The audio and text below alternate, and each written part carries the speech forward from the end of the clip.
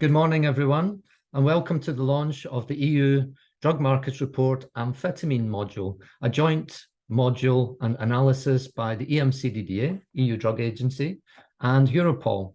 My name is Andrew Cunningham, and I'm in charge of the Markets, Crime and Supply Reduction sector here at the EMCDDA. This morning, we have three speakers who are going to guide us through our deep dive into amphetamine. And first, we will have Rita Jorge. She is a scientific analyst specializing in synthetic drugs here at the EMCDDA. Then we will have Hilde Sabbe. She's a senior strategic analyst working at Europol, the EU Agency for Law Enforcement Cooperation. And then we will have Laurent Laniel, and he is a principal scientific analyst working here at the EMCDDA. So let's get going then on amphetamine.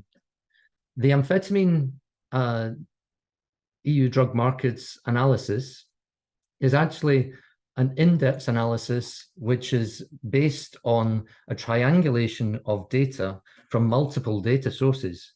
We have our EMCDDA monitoring system, we have Europol's operational analysis, and we have our international databases and ad hoc research, which have all gone into this, this analysis for this module. It's actually part of a suite of analysis products. The EMCDDA and Europol have been working on EU drug markets together since 2013, when we launched our first comprehensive review.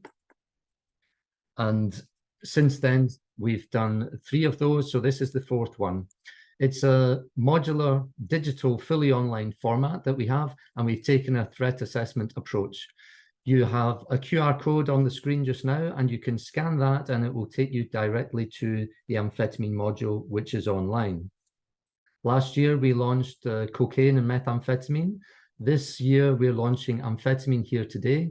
And next, before we break for the end of the year, we will launch also modules on cannabis and heroin. And then in the beginning of next year, we will have modules on MDMA and also new psychoactive substances. But before I pass to the first speaker, I'd like to give you a little bit of the global context of what we are talking about.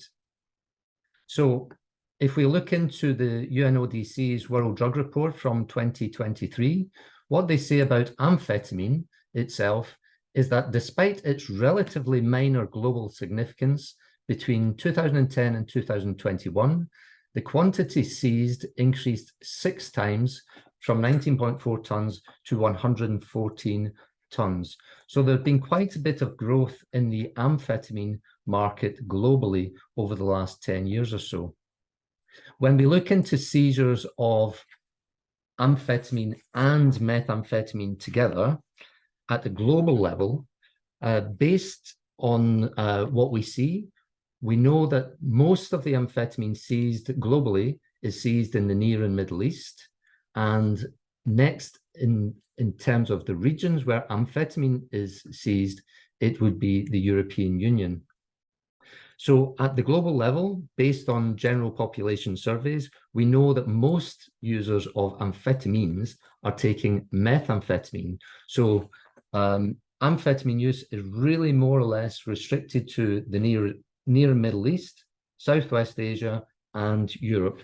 And those regions account for around 83% of all the amphetamine seized globally. When we look into the market size in Europe, it's quite a challenge to estimate exactly how much amphetamine is used, because in some data that goes into compiling these estimates, amphetamine and methamphetamine are reported together. So it's quite difficult to extract the data just on amphetamine. We know that 1.3 million young adults used amphetamine or methamphetamine during the last year. So this is the prevalence data. And using that data, using the estimates of how much people use, we know that around 90 tons of amphetamine or methamphetamine are consumed each year. And this gives us an minimum estimated annual value of the market for amphetamine to be 1.1 billion euros per year. Now, the main methamphetamine user market in the EU is in the Czech Republic. So actually this value for amphetamine is the combined amphetamine and amphetamine retail market size estimate, and then subtracting the Czech Republic estimate from that. So this is likely to be an underestimate, and we can see there from the pie chart that this represents about 3% of the EU drug market as a whole. Overall, in Europe, amphetamine features as the 5th most common cause of drug-related emergencies reported in Sentinel hospitals. That's based on our latest data from 2021. And we know that just over 10,000 people going into drug treatment report amphetamine as their primary drug, and 5,000 of those are first-time entrants based on 2021 data as well. And also we know that amphetamine has featured in 687 fatal overdoses in the EU, and that's amphetamine or methamphetamine actually, and that's around 10% of the total overdoses in Europe in 2021. So that's a general introduction about where we are with amphetamine, and I'd like now to pass the floor to Rita Jorge, who's going to talk about the retail drug market and about amphetamine production in the EU. Over to you, Rita.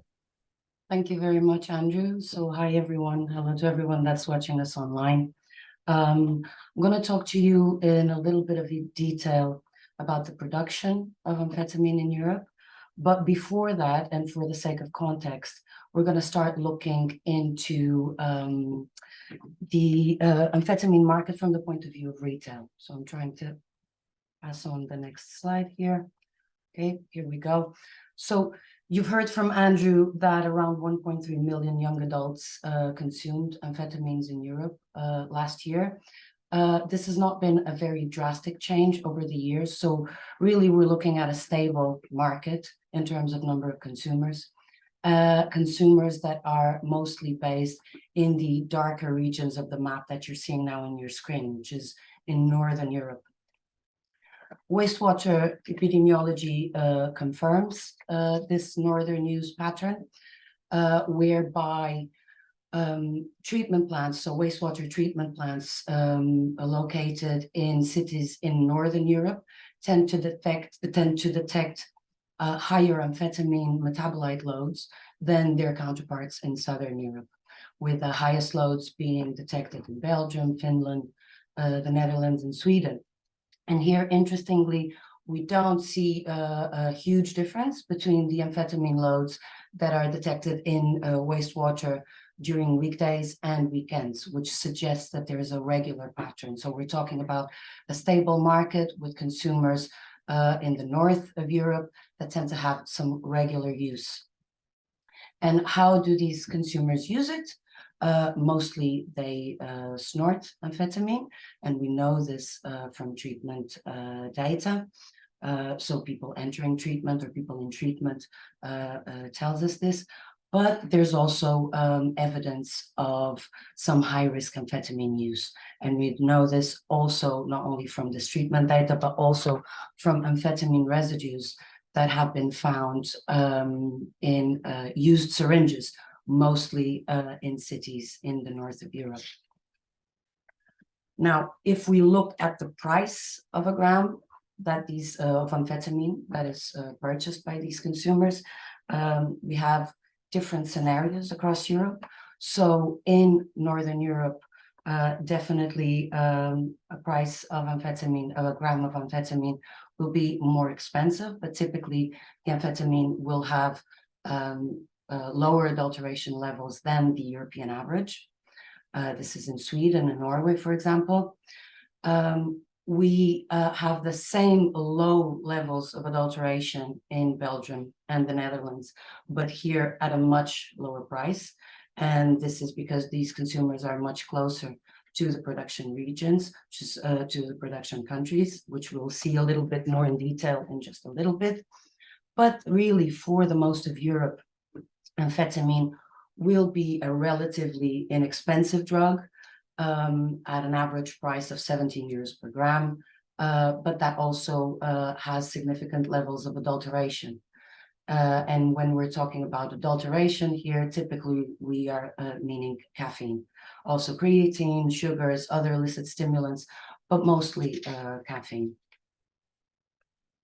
These consumers will typically purchase amphetamine from their dealer directly. We know this from data from the European Web Survey on Drugs, but a smaller portion of them will purchase amphetamine from encrypted markets, so from the darknet. And here in the darknet, they'll typically find an amphetamine that is lower in price per gram. Of course, what we don't know, and neither do the consumers that purchase amphetamine in this market, is the average purity of the drug there. So a snapshot exercise that was conducted in 2021 found almost 7,000 listings of amphetamine that claimed to ship from the EU, mostly from Germany and the Netherlands. Most of these listings will sell amphetamine at retail level, so a typical amount of 10 grams, more or less, but wholesale amounts are also available. And here, these wholesale amounts will typically be at 1,000 euros per kilogram. Again, cheaper than you would find in the normal wholesale, like in the regular wholesale market. And the regular wholesale market, and this is information that we have from law enforcement, a kilo of amphetamine can cost anything from 500 euros to 55,000 euros. So it's a very wide range. Of course, this will be different according to the country, according to the specific case that was from where this information came from. In general, over the last few years, the wholesale prices have been somewhat stable, with some exceptions in 2021 in Austria, but also in Sweden, where we saw a small drop in the price, or some drop in the price. Importantly, also some drops being in price being reported by Dutch police. And here, the last thing that I wanted to grab your attention to is the fact that not only amphetamine sulfate, so the normal consumer product, is sold on the wholesale market. Amphetamine oil is also sold on the wholesale market. And amphetamine oil can be readily converted into amphetamine sulfate, so the customer product, and is being sold, according to information from Dutch police, at a relatively cheap price. So we're going to go into a little bit more detail about this. We're going to look into how this oil is made, how it's converted into sulfate, where it is made, and what's the implications for us here in Europe. So if you encounter amphetamine in Europe, chances are that it'll look a little bit like what I'm showing you there. So a white powder, the sulfate salt of amphetamine. And I'm showing you there the structure of the amphetamine molecule. And I promise that I won't go too much into chemistry details. But what I wanted to highlight is how small and simple this molecule is if you compare it with other psychoactive molecules, which typically have much more complicated structure. Because it's a small, simple organic unit, it can be done relatively easily. Typically, you'll use BMK, so the molecule that I'm showing you there, to make amphetamine. Here, the main difference between these two molecules lies in this unit over here. So a double bond with an oxygen that gets converted into an amine. So it's a very simple transformation, which you can do by a very standard organic chemistry reaction that is used across the world in research labs to make all sorts of transformations into amines. It's called the Leuckart reaction. The main point here is how important BMK is. So it's the easiest way to get your amphetamine is starting from this chemical. Of course, knowing this, one of the ways to curtail amphetamine production would obviously be to control BMK as a precursor. This was done, of course, but to avoid those legal controls into BMK, what producers did is that they switched from BMK to other substances. All of these listed here, many of them, or the most of them, you can just convert them from that chemical that is not controlled into BMK, normally just by adding acid and using some gentle heating, and then a very simple purification process when needed. Importantly, obviously, we are seeing this shift from a controlled precursor into non-controlled precursors. And when we control these precursors, then there's a shift to yet another chemical that can again be converted into BMK, and that is not controlled. So how are these chemicals sourced? If we're talking about BMK and any of its alternative chemicals, they're typically sourced from China, which has a very large chemical industry. If we're talking about other chemicals that are necessary to the production process, so solvents, acids, bases, etc., these can be sourced directly in the EU from EU chemical companies. So when they come from China, they'll be smuggled into Europe by air or by ship. They're typically mislabeled. False declarations are produced for these chemicals, and then they're transported into countries, normally EU countries, where the production may not be happening.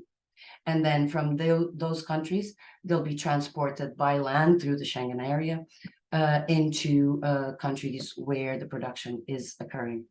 This is done normally, so that import is done normally through front companies, which are EU-based. So another thing that you need when you're starting amphetamine production will be obviously the equipment. And here it's important to note that we're not talking about a 20-liter glass round bottom flask in somebody's basement. When we're talking about the production of amphetamine in Europe, typically we're talking not only of chemistry, but also of chemical engineering. So we have these sophisticated metal reactors. Then rather than containing 20 liters of reactants, they can go up to 4,000 liters of reactants inside. So, pardon. So really very large scale production. This equipment can be purchased from chemical suppliers online directly and used, but will often be either customized, which can then be maybe traced back to the equipment supplier when there is a law enforcement operation, but it also can be custom made. And here, to custom make these equipments, you'll need really specialized knowledge. Of course, specialized knowledge to make these reactors, some specialist knowledge to operate these reactors, and definitely as a challenge to law enforcement, specialized knowledge to dismantle them also. So let's start with the first step of the production of amphetamine. I told you about the Leucart method, so simple, versatile, very well established. It does have some drawbacks. It's labor intensive, it's sometimes consuming. It requires high temperatures, which can actually sometimes result in accidents in the labs, and it's relatively low yielding. This is because there's a lot of side reactions happening. Sometimes for forensic chemists, this is very good because there's so many side reactions happening that you can actually profile amphetamine quite well. But actually what's been happening recently is that the low yielding aspect of this production method has been addressed. And so there are optimization happening in these illicit production labs in the same way that you would find in any industrial chemistry setting. The Leucart method starts with BMK or any of its alternative chemicals, as we've seen. And then the addition of formamide and formic acid. Now, formic acid here has the advantage of lowering the temperatures that are needed for the substance. So again, another improvement and a way for criminals really to control the process better in their own labs. We see that even though BMK can be used to make methamphetamine, for example, the formamide and the formic acid will typically be used to make amphetamine. And here I'm showing you seizures of formamide and formic acid in Europe over the last few years.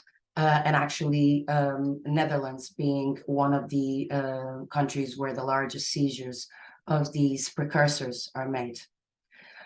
The second step involves the addition of sodium hydroxide. Here we have another optimization. Normally you would, in this reaction, you see two steps occurring. Now we're seeing only one step.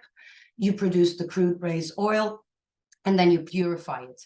And this is this purified base oil that is sometimes exported from the Netherlands to other countries, where in those countries it can be converted into the sulfate salt. Of course, this conversion also happens in labs in the Netherlands.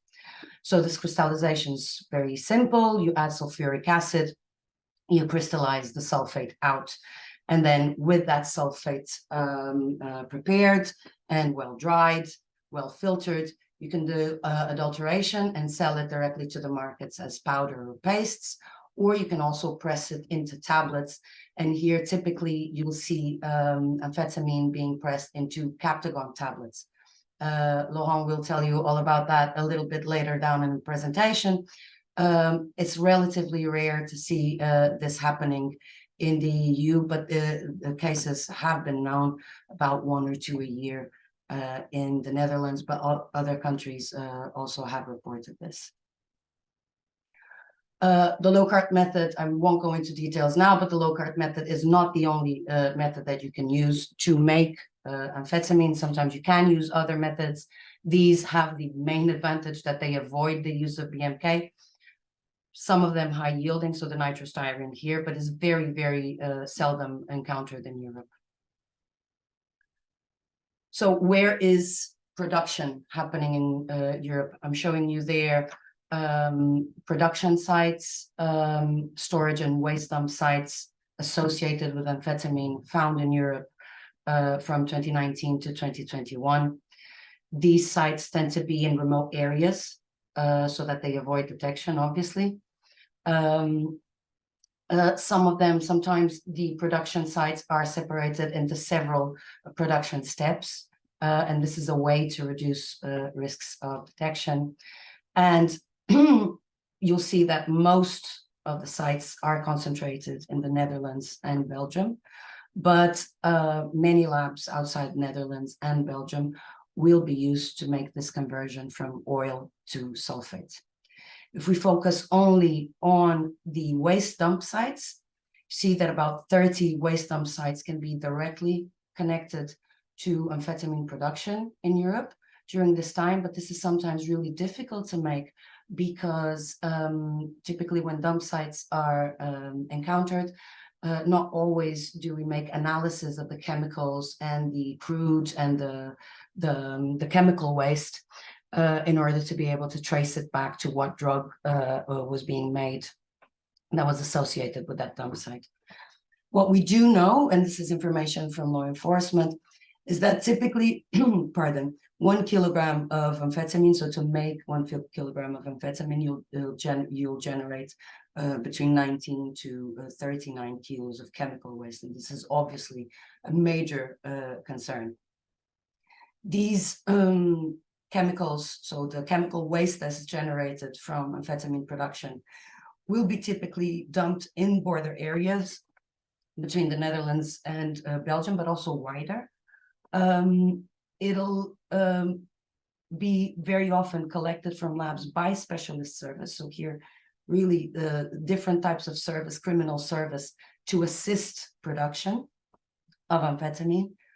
And what this chemical, what can be done with the waste is really either dumped in the countryside in containers, it can be buried many times, it can be directly discharged into land or water, just abandoned in buildings.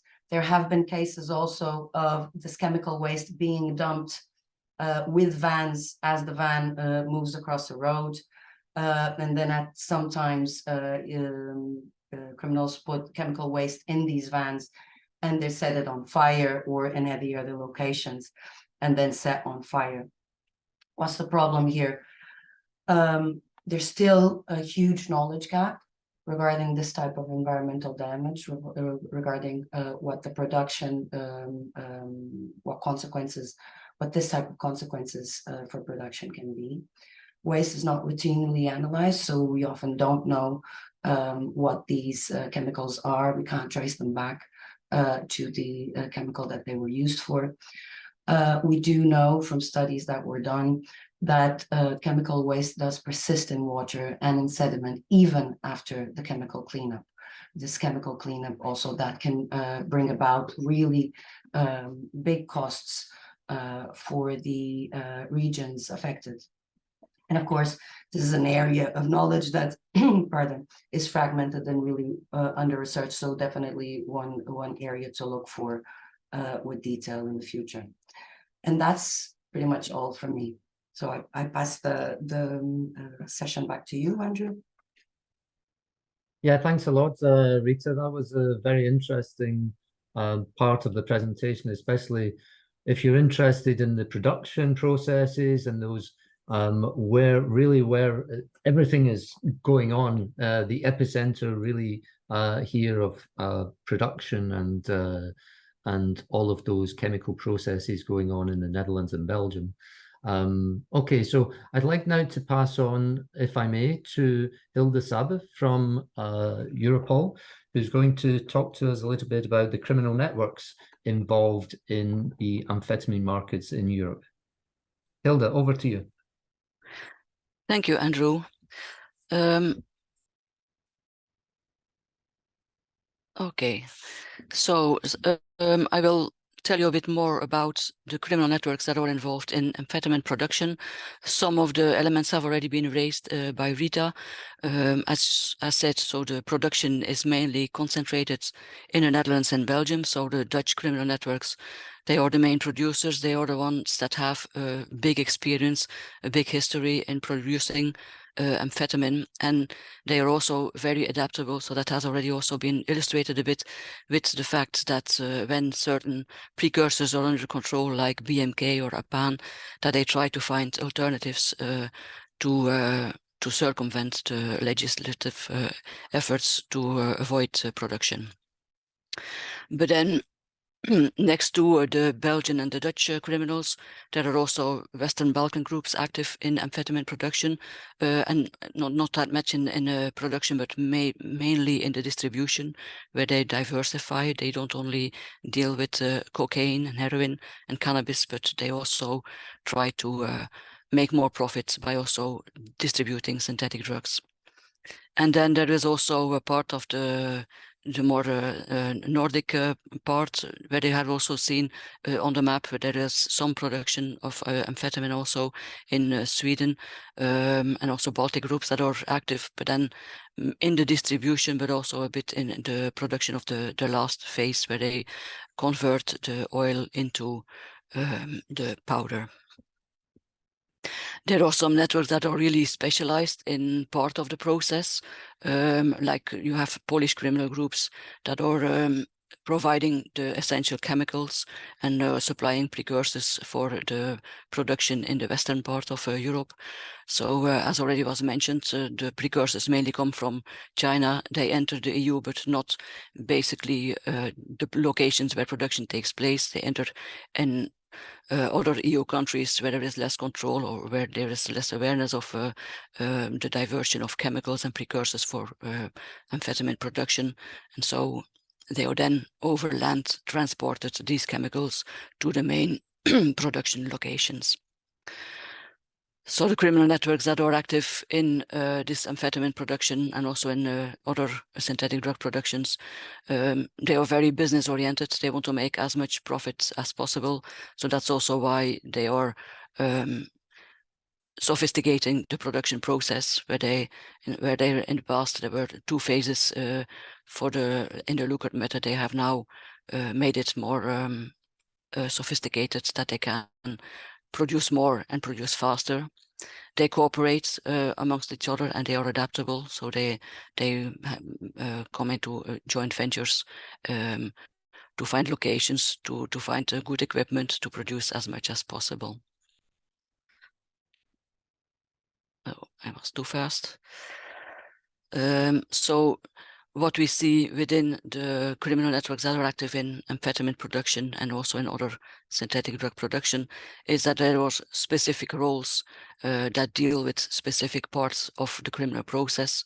So of course you need the cooks that have this chemical knowledge about how to produce this amphetamine. As was already mentioned by Rita, a lot of chemicals are involved. There are difficult processes. They have to control the temperature and to make sure that everything goes well, that there are no explosions or overheating of the materials. So these cooks are essential in synthetic drug production.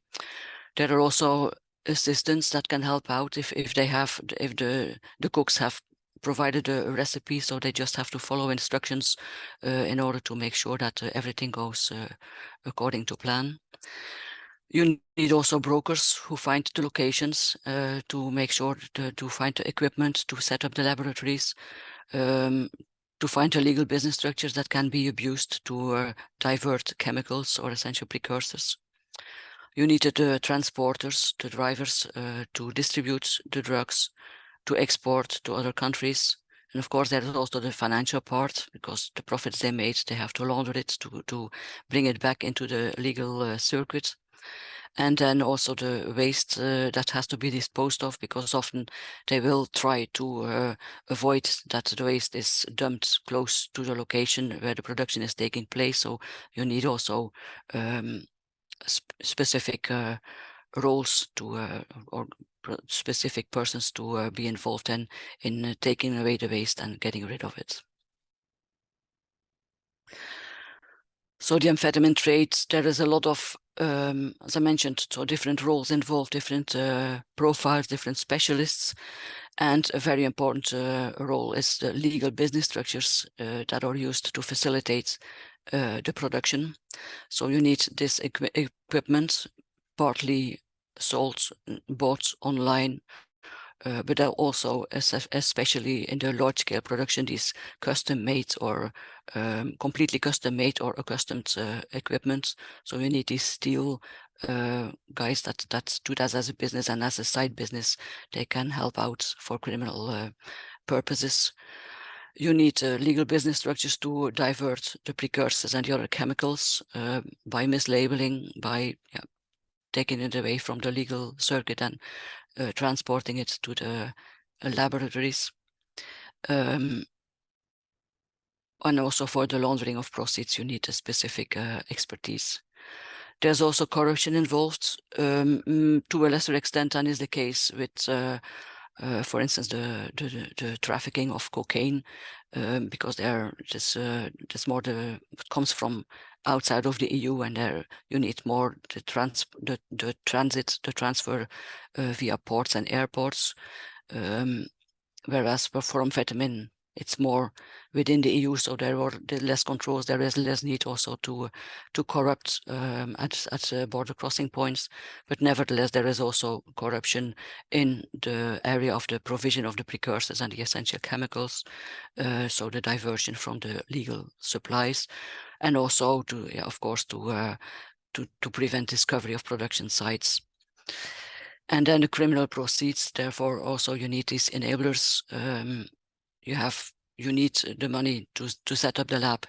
You need the money to pay the specialists, to pay the bribes, and pay the silence of the landlords that have put their real estate at the disposal of criminals for the production. So they need some part of their criminal proceeds is reinvested in the criminal activity, but then the remaining profits they are laundered. They can do that on their own by just investing in real estate or investing in expensive cars and the like. But they can also use specialized brokers or money laundering service providers to get the money laundered. Amphetamine producers, they don't easily resort to violence because that's bad for business. It attracts attention, and that is not what they want. They want to do their business far away from attention from law enforcement or from the environment. Nevertheless, there may be some violence when things go wrong, when there is betrayal, and when the technicians that are working in the labs don't do their job as they are supposed to do. So, and also owners of places, they may be put under pressure if they want to stop with providing their places to criminals. So the owners of the place, they may also try to get rid of these criminals, but then it may be quite difficult to do that. So violence may not be, they may resort to violence to get this sorted.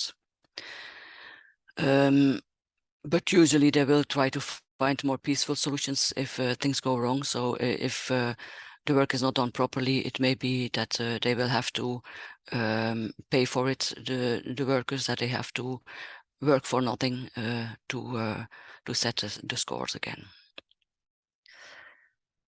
I think that is basically it from my part. So now I hand over back to Andrew, please.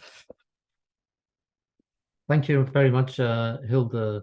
I think it's interesting that we know much more about the criminal networks involved in amphetamine markets these days, from production, the procurement of chemicals, the trafficking, and the roles that each of these members of those networks have, and how fragmented it can be, to bring all of that together to produce the amphetamine, which is quite a big business here in Europe.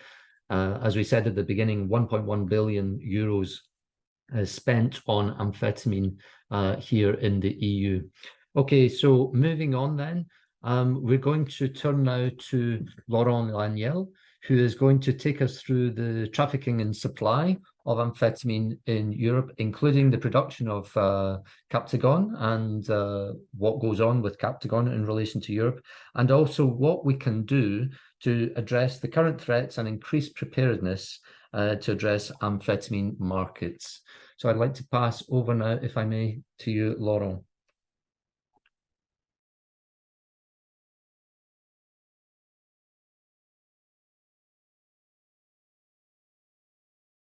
We don't hear you, Laurent.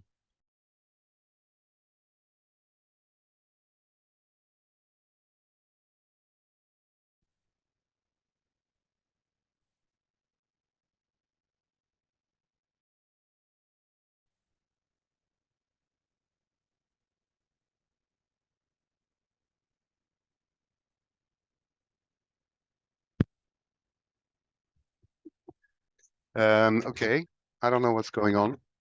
Is it working now? Yeah, we hear you now. We hear you now. Finally. Okay, yeah. Cool. All right. So yes, trafficking and supply of amphetamine in Europe, which leads us to this graph. We will take a little time to concentrate on it because it's quite interesting. So there are various aspects to this graph. The first one I'd like you to see is that it doesn't include routine seizures from the Netherlands, who do not report the seizures to us, but they do publish them on their own publications. And we know that, roughly speaking, you have to add between 1 ton and 3 tons to the European total, depending on the year, due to what is being seized in the Netherlands. So it's quite a strong proportion. So this graph, all the European countries, I'm not sure if you can see the legend there, excuse me, of who is whom, but they should be, the level should be a bit higher. All this to say that on the graph between 2011 and 2018, you can see that Europe seizes between 4 and 6 tons of amphetamine every year, which is a very decent amount. But you can also see that Turkey is quite an important player in the amphetamine trade, especially starting in 2015, where large amounts were seized until 2018. Now, these large amounts seized by Turkey in that period reflect large seizures of captagon shipments that were made in Turkey. And captagon, as you probably know, and if you don't, please take away home this message. Captagon is a pill that is made of amphetamine and caffeine, much like the substance sold in Europe. It doesn't contain phenethylene anymore, as is reported still, unfortunately, in some media and even by some governments. Captagon is just plain amphetamine in a little pill bearing a special logo, and this is the way that people in the Middle East, particularly in the Gulf countries, in the Arabian Peninsula, and particularly in Saudi Arabia, this is how people consume amphetamine there. Essentially, it's the same substance.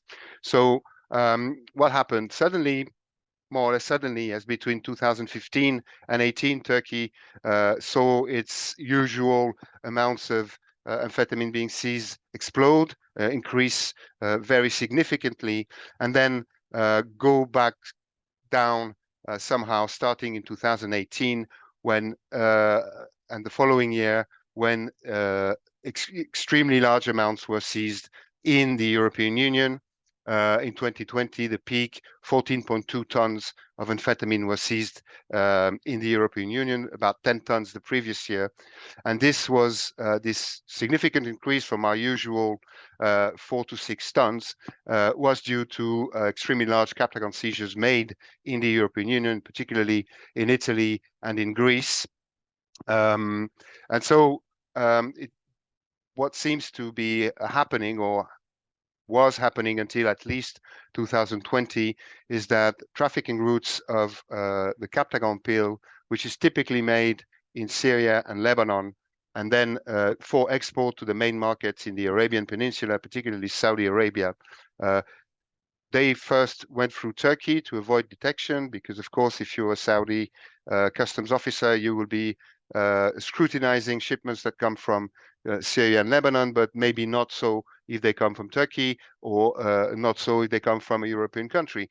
So shipping drugs through a third region, in this case, for example, Europe, may make it easier to smuggle it in the real country of destination, in this case, Saudi Arabia. And most of the seizures, in fact, all I think of the seizures that were large seizures of captagon that were made in the EU were in fact in transit, and the two largest ones in Greece and Italy were in transit to Saudi Arabia. But still, the trade in captagon, you remember what the slide that Andrew showed you, the two main consumer markets are Europe and the Middle East. This is also where the largest amounts of amphetamine have been seized traditionally. These are also the main production areas, and so they somehow connected through these shipments that went from Syria, Lebanon to Europe for end destination Saudi Arabia. We know that for a fact that they were not meant for Europe, these large seizures, these large shipments of captagon, because there is no user market for captagon tablets in Europe, or only very marginally, for example, from people from the Middle East who may reside in Europe and import small quantities for their own consumption or for a very limited distribution. But really, there is no market for captagon. Europe market for amphetamine products is made of paste and powders that are sold to consumers, as was highlighted previously. We are somehow a producer of these tablets, these captagon tablets, for export to Saudi Arabia, particularly in the Netherlands, where occasionally, once or twice a year, some illicit producer receives an order from traffickers to produce a largish amount of tablets, maybe 1 million, maybe 500,000 for export. But this is sort of occasional, and we are not a major producer for the large market in the Arabian Peninsula. We are an occasional producer, and we do sometimes feed this market. As I was saying earlier, the EU ports are used simply to disguise the origin of the shipments for their safe passage to the Arabian Peninsulan market.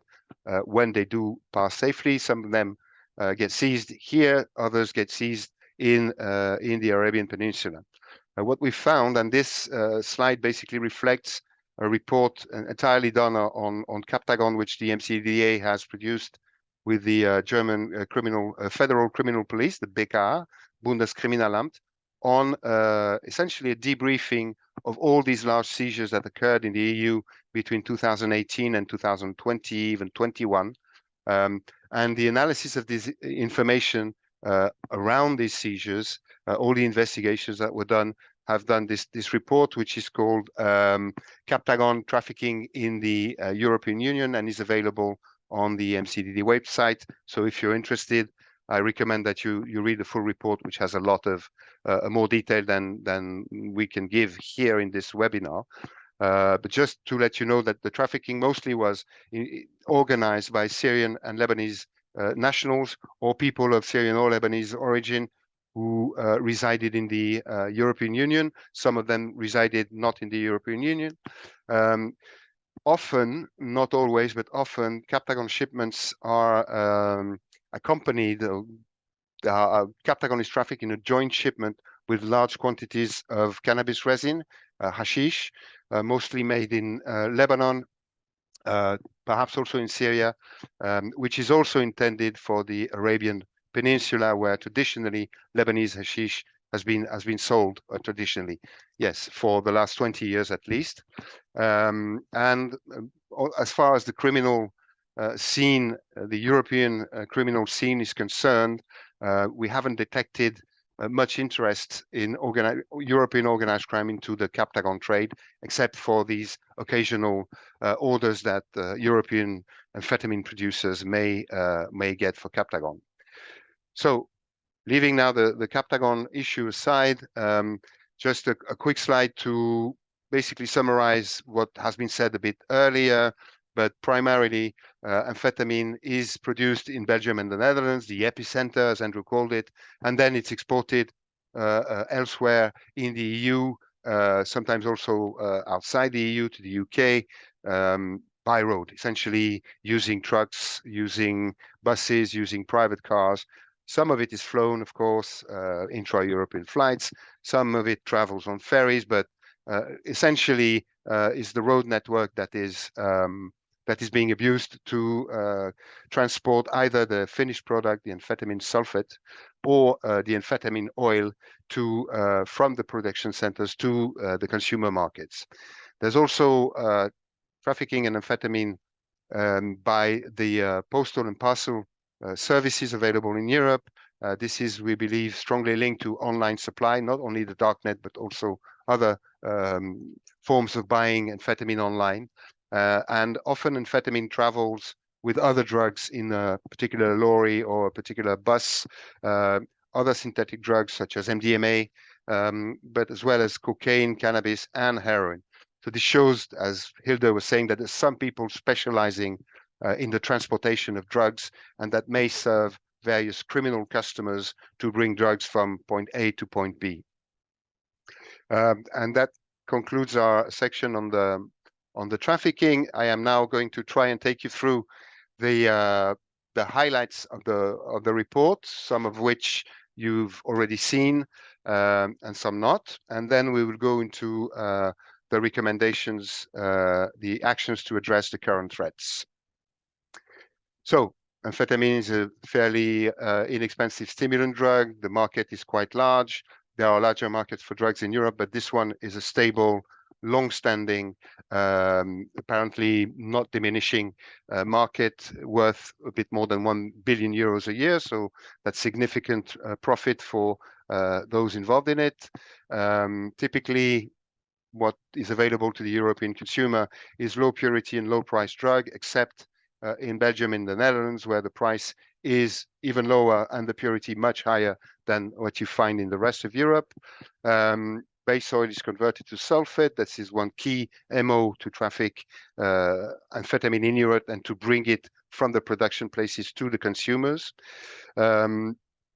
BMK, I think I don't need to insist. Rita made it abundantly clear that BMK was a key chemical, and that precursors in general, BMK in this case, but as well as other chemicals needed, are really key to explain this the production that's taking place in Europe and the availability of amphetamine to consumers. Traffic mainly by land. As Hilde highlighted, a parallel criminal infrastructure delivers essential logistical support to EU-based producers, and not only the producers, of course, their clients, those who buy large quantities, and then will eventually retail it down the chain to the consumers. The two main markets are the Arabian Peninsula and Europe. In the Arabian Peninsula, it's captagon that is consumed. Amphetamine in the form of captagon tablets. Here is more powder and paste. We have been used as a transit zone. This seems to have somehow declined since 2021. We'll see what the future brings. And we are occasionally producers of largest quantities for the Arabian Peninsula, but only occasionally, not a structural producer for those markets. And now the module, which you will find online, or you already can find online, does make a number of top-level strategic recommendations to address this long-standing, stable, large amphetamine market. I won't take you through the whole of the recommendations. I think it would be too much for you and probably also for me. But just for the highlights and the main headings under which we make our recommendations. One is to improve the strategic and intelligence picture by monitoring and detection. So work on the monitoring of precursors. We highlighted several times here how they are very, very key to this whole business. The abuse of legal business structures, made also clear by Hilde. We need to enhance the sharing and the collection of data on the money laundering infrastructure used by the amphetamine traffickers, although this would apply to all drug traffickers in Europe. Of course, money laundering is a key fight, as would, by the way, the legal business structures, which are not only abused for the amphetamine trade, but for all drug trades essentially in Europe. We need to finally try to improve our data collection so that we can distinguish more clearly between amphetamine and methamphetamine, at least in Europe, and continue monitoring the online environment, particularly the dark web, for movements and how amphetamine is supplied to consumers, but also sometimes to traffickers through the dark web. We need to strengthen responses to reduce supply and enhance security. We must make more transborder, cross-border investigation, work increasingly into high-value targets. That is the key criminals that are very important to this trade. For instance, the brokers that Hilde was mentioning earlier, and fully engage with the existing framework for cooperation, which is already quite efficient and working, but we need to do more. The impact, the OTFs and the joint investigation teams, the JITs. We also need, of course, to work with foreign partners for the part that where the amphetamine trade, the production and the trafficking involve extra-European actors or players, especially those providing the precursor chemicals. Those also the main markets, for example, for the consumption of captagon, or the other producer countries for captagon, such as Syria and Lebanon. We need to work more with them, obtain more information from them, share more information with them. We need to invest in capacity building, and this should be really highlighted. Amphetamine may sound like a boring drug. It doesn't make the headlines like captagon does, or like cocaine, or sometimes even cannabis. But it is a drug that has carries various threats, threats to the environment, threats to the safety of people. If an amphetamine lab explodes next to your house, well, chances are it's in the countryside, so you won't be too close, but fires can start, people can be hurt. The dump sites are really a big problem, although we don't know exactly to what extent they pollute. But when you see the waste that has been, the photo that was shown by Rita, you can easily understand that this is not good news for rivers, underground water, vegetation, etc. We need to be also stronger on the forensic analysis and the chemical profiling of amphetamine seizures. This helps law enforcement better target production sites, and with a better understanding of the methods that are being used through the analysis of seizures by forensic means. For example, what chemicals are being used, and detect changes in production methods, which in turn lead to changes in the supply chain that will bring chemical X instead of chemical Y to make the amphetamine. This is why we know that various precursors to BMK have been used through the years in Europe, because we've been able to forensically determine this.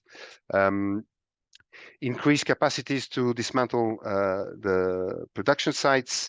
Of course, in some countries it's really a challenge to actually have the professionals, or enough professionals, people that know what they're doing, because it can be quite dangerous to enter a drug production site if you don't know what you're doing. Really a fatal hazard it can turn into. So there's more, the need to, since we are a large producer, not only of amphetamine, but also of other synthetic drugs, a need to increase the capacities to be able to safely dismantle these sites.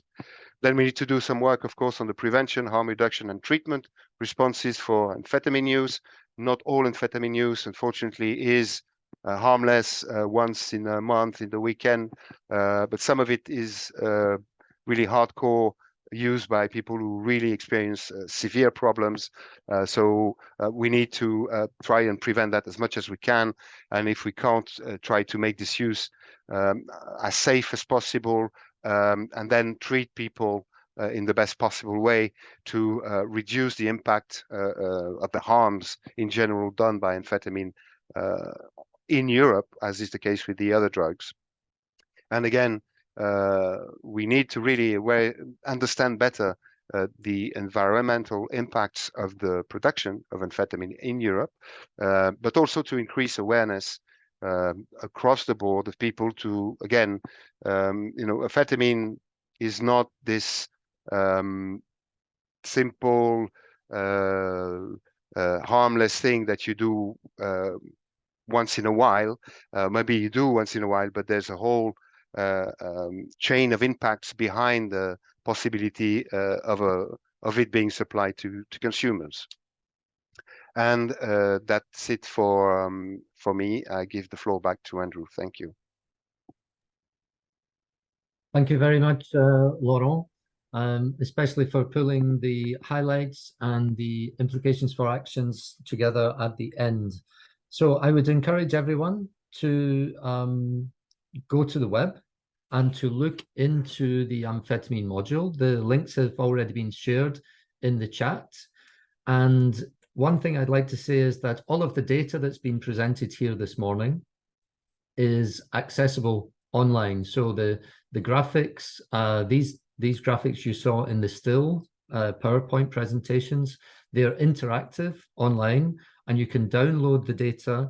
It's there in tabular format if you want to interact with the data yourselves, or download it, or use it for your own analysis. So now we're going to jump into a question and answer session. And I've been taking some questions in the chat. We've had a lot of questions. I'm not sure that we'll manage to get through all of them in the time that we have allotted, but I've taken a note of some of them, and I'd like to ask the panel members to stay on and be alert to some of the questions that are coming in. Okay, so the first question that I had in the chat is about amphetamine oil. It says, amphetamine oil is a new threat. What is addiction average among youth? We have not recovered amphetamine oil, and this question is coming from Pakistan, actually. So it's important. It's quite a good question because it's important to know that amphetamine oil is not a product that can be consumed by users. Yeah, the amphetamine oil, if it's trafficked, needs to be converted into amphetamine sulfate, the powder, before it can be used by consumers. So the amphetamine oil is not a consumer product. Okay, so that's the first question. I hope that answers it. The next question is for Rita. And the questioner says, I have a question about small-scale amphetamine production in Europe. Are there any figures available on kitchen labs in Europe? And do we know anything about the evolution or flow of small drug cooks into organized drug crime? Thank you. Rita, could you take that one, please? Absolutely. So actually, in terms of size, the data is a bit patchy, so it's normally not collected systematically how big or small the lab is, but we do have a lot of contextual information that is reported to us, and also law enforcement information that does tell us that when we're talking about amphetamine production, typically we're talking about big labs. So there are some small kitchen labs that produce methamphetamine. This is covered in another module of the European Drug Markets Report, but amphetamine typically will be large-scale labs.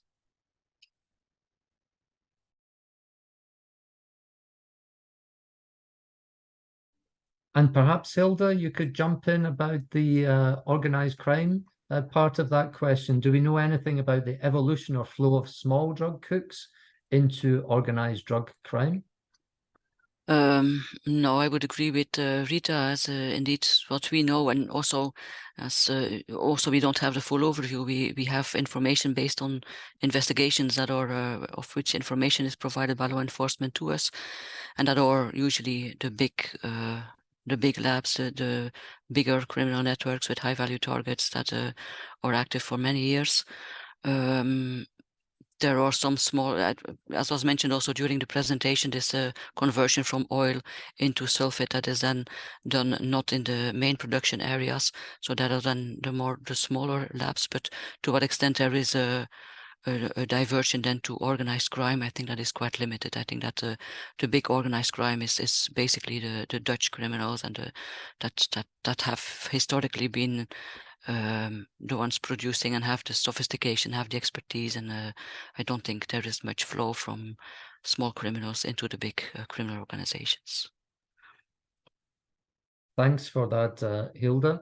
Could I also ask you another question as a follow-up to that from the chat?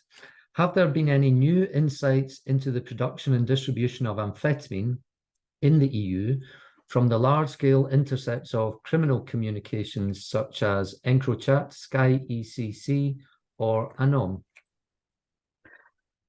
Not that much, because most of the information we got from these encrypted platforms mainly relate to cocaine trafficking. There are some indications of things that we all also knew, that there is sometimes exchange, that their criminal networks exchange cocaine for synthetics. So in that respect, there is some confirmation on that. But in terms of production and distribution of amphetamine or other synthetics, there is not that much information from these networks, from these platforms that we have. But still, yeah, there is still a lot of information that has to be explored and has to be analyzed. So we're still at the first stage in the assessment of all this information. Thank you so much for that, Hilde. Okay, moving on to Laurent, I have a question for you here. It's kind of related to trafficking diversion.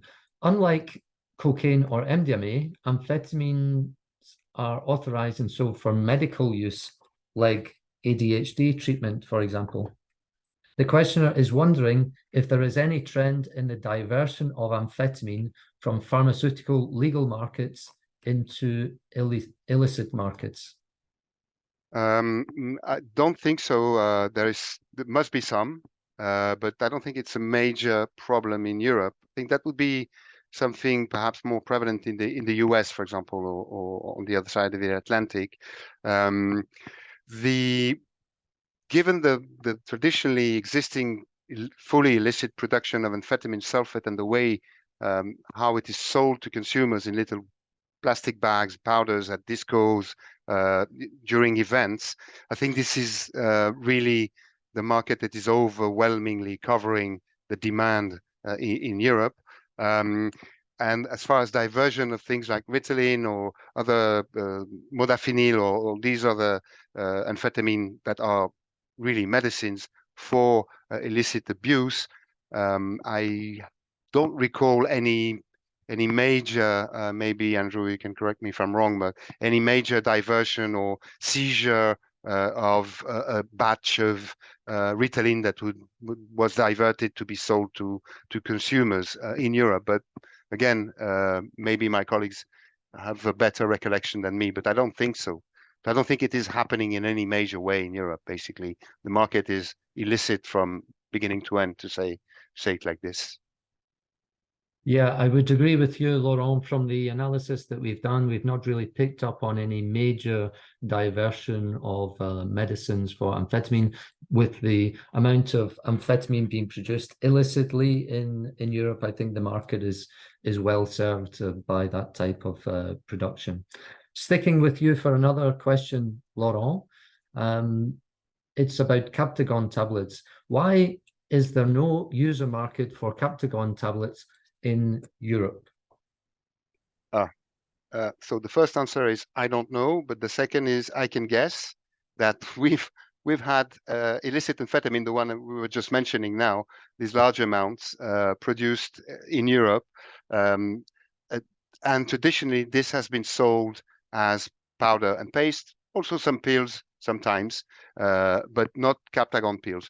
So why is there no market? Because there's no need, or hasn't been a need hasn't arisen from the traffickers' side or from the consumers to consume amphetamine in the form of a little tablet bearing two half moon, the classical captagon logo. I think that's just it. This is the way people in the Arabian Peninsula have been used to get amphetamine when captagon was a medicine a long time ago, more than 20 years ago, almost 40 years ago now. Then it stopped being a medicine, but people have stuck with this name, and the composition of the actual pill has changed to include only now illicitly made amphetamine and cut with caffeine. And this is, I don't know how to call it, a cultural thing that people there associate the effects of amphetamine with this little, when it's presented in the form of a captagon pill, whereas in Europe we don't. We use powders or we use pastes because users actually snort it, as we saw massively. So obviously snorting a pill is a bit more complicated than snorting a powder. So I think this is the explanation. There's no need for captagon in Europe. We're already well supplied with amphetamine. Yeah, thanks for that. I would agree with you. There's another question in the chat about our definition of Arabian Peninsula and the methodology, etc. Do we have a breakdown of countries? I would ask the questioner to consult the captagon report. That was the joint report done with between EMCDDA and the BKA, which has been mentioned already by Laurent during his intervention. But it's available on our website, and it's a supporting report which has been drawn upon for this amphetamine module. Okay, so jumping to the next question then. This one is for Rita. Do you have any view on the progress of a kind of EU generic approach for the control of the precursors of BMK? Could you take that one, Rita, please? I can. Thank you for the question. Well, precursors and alternative chemicals are so challenging at the moment in Europe, but also elsewhere, that a number of different approaches are being studied and analyzed and to really address the problem. I mean, generic approaches have been used for new psychoactive substances, which are also substances that are often brought into market to circumvent existing laws. So there's obviously a precedent there that motivates lawmakers to look into that approach. Here, I would say that the biggest challenge to do a generic control with BMK or any of its alternative chemicals, the biggest challenge is that, again, like I showed, we're talking about very small organic units. So if you're going to control something that is slightly larger, you're talking about a more specific structure, and therefore you'll be focusing your laws into that specific family. When you go into a very small organic unit, you run into the risk that you will inadvertently reach a wide number of chemicals. Of course, there are ways to counteract that. So really those conversations and those reflections are happening at the moment, both in Europe, but also elsewhere. Thanks, Rita. I have another one for you, if you don't mind taking it. It's really about the chemistry and the production of amphetamine. The question is there any indication that amphetamine synthesis could shift to enantiomer forms due to increased use of D-amphetamine in ADHD drugs? The questioner, I think, is coming from a toxicology background. They say many toxicology labs have adopted chiral chromatography to interpret between legal and illegal use, but enantiomer street amphetamine would make this interpretation a lot harder. It's definitely a concern that there's so amphetamine, for those perhaps less familiar with this, amphetamine, when it's produced in two slightly different chemical forms, the D form and the L form, with the D form normally being slightly more potent, so in terms of its effects per dose to the consumer. The separation of these two forms is done regularly in production labs in the Netherlands when we're talking about methamphetamine. We don't have indication that this is being done for amphetamine, but it's not a far stretch of the imagination that it could happen, because we, illicit drug producers do know the methodology that is needed to do this. There's limited forensic profiling in terms of the racemic compositions of the amphetamine that is seized in Europe.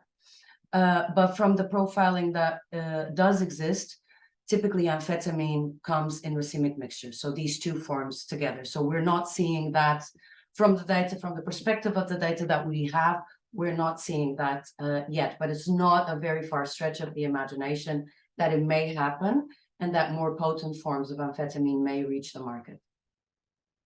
Thanks a lot, Rita. And I think the questioner will find a reference to a paper which was written by the colleagues at the BKA when they did some, this enantiomeric profiling of amphetamine samples that were seized in Germany. On with the next question then, and I've got one for you, Hilde, here, and it's about money laundering and assets, etc. What are the red flags for financial institutions or crypto payment processors to pay attention related to amphetamine or drug production and distribution? Are any trends identified in this field? That is a difficult question. Because we know everything that has to do with money laundering, and the financial side of the business is still quite. We have still quite some intelligence gaps on that side. And yeah, what we know basically from, if you then look at amphetamine mainly, what we see, especially in the Netherlands, is that for a large extent it's still very basic money laundering in terms of investment in showing off big cars, big houses, showing off. But the real professional money laundering techniques, I don't know if in the area of amphetamine and synthetic drug production there is that much. We see in terms of cryptocurrencies, especially in the online trade, there is some involvement of cryptocurrency service providers also. But for financial institutions, I cannot readily answer this question, in fact. Maybe from EMCDDA side, you have some ideas on that. No, I appreciate the answer, Hilde. It's, I mean, like any analysis that we do together with the EU Drugs Agency and Europol, when we come up with the analysis, we always find that there are many questions at the end that we are actually not able to answer. And I think this is a good example of that, especially when it comes to asset tracing and tracing cryptocurrencies. It's actually very difficult to tie those transactions into specific drugs like amphetamine, because there are so many specialists doing that kind of work. They're providing that as a service to multiple different drug trafficking and producing groups. So tying them into specific drugs is quite difficult, I would say. We've got a question here in the chat from Australia, where it seems to be evening already. Thank you for joining us and staying up if it's so late there. And it says, what action has been taken against Chinese companies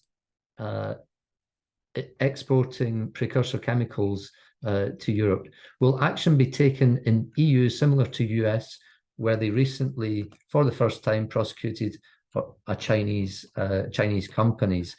You know, the EU is not in a position to take any action like that as an EU. It's not something that's done in the EU. So if any action was to be taken like that, it would be taken by an individual country, an EU member state. So this is not something that the EU can do as a bloc. One thing that the EU does, it has an ongoing dialogue about drugs with China at an EU level. So this is a diplomatic effort to try and reduce the impact of such chemicals for synthetic drug production, not just amphetamine, but also for methamphetamine and MDMA production here in Europe. And it's something that we are working bilaterally with the Chinese to try and make some progress there, because we know China is a source of the precursors, those alternative chemicals that are used to make BMK. So there's certainly work to be done with our partners there. But those are taken at an EU level by the European Commission. They're not, those dialogues are not really taken by Europol or the EMCDDA. We can contribute on a technical level to those discussions, but really they're not conducted by our agencies. Okay, how are we doing for time? We have maybe 5 minutes left. Let's see what we have in the chat. Sorry, I'm just trying to juggle these questions. Maybe another one for you, Hilde. Is there any case in the investigation of drug trafficking of amphetamine where the carrier was a victim of human trafficking being used across the border? So maybe a little bit more general, are there any links between amphetamine markets and other crimes such as human trafficking in human beings or migrant smuggling or anything like that? But the only link that I would see with human trafficking would be when victims of human trafficking or put at work in the labs, but that's more in the area of cannabis cultivation that we see that, than in terms of amphetamine or other synthetic drugs production. Also in terms of couriers, I don't think that it's when we see the body carriers, it's also mainly cocaine and other substances, but not that much amphetamine.